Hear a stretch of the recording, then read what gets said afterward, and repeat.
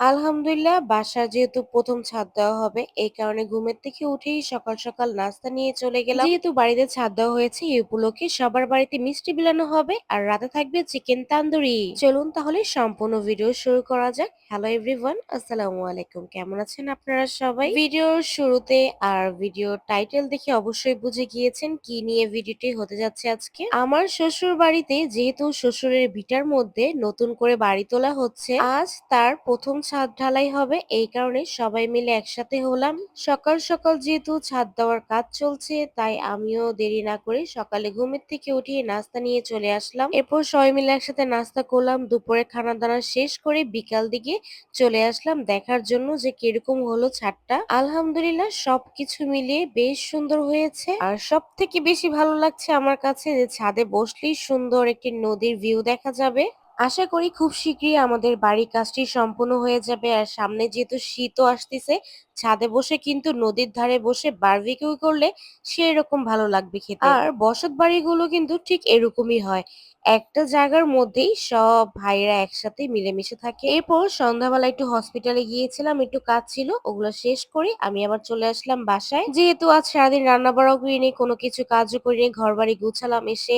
আর আমি যেহেতু আজকে রাতে মুরগি চিকেন তান্দুরি করব এই কারণে মুরগিগুলো সুন্দর করে স্লাইস করে কেটে ওদিকে মশলাগুলো মেখে রাখছি। যেহেতু ফার্মের মুরগির মাংস তো অনেক বেশি মাংস থাকে এই কারণে আমি অনেকগুলো কাটা কাটা দিয়েছি, যেহেতু মশলাটা ভালোভাবে যায়।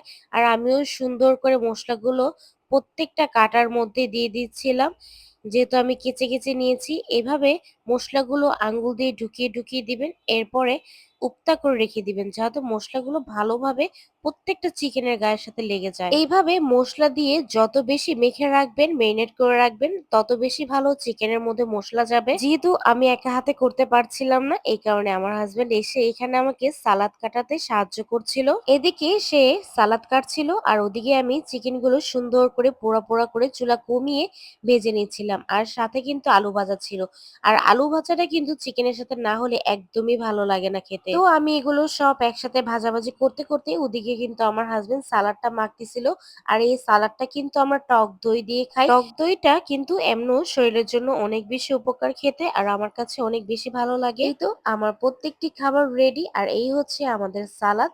সালাডটা কিন্তু খেতে অনেক বেশি মজা। যদি কারো রেসিপি লাগে অবশ্যই আমাকে জানাবেন, আমি আপনাদের বলে দিব। আর এইভাবে একবার খেয়ে দেখবেন, খেতে কিন্তু অসাধারণ লাগে।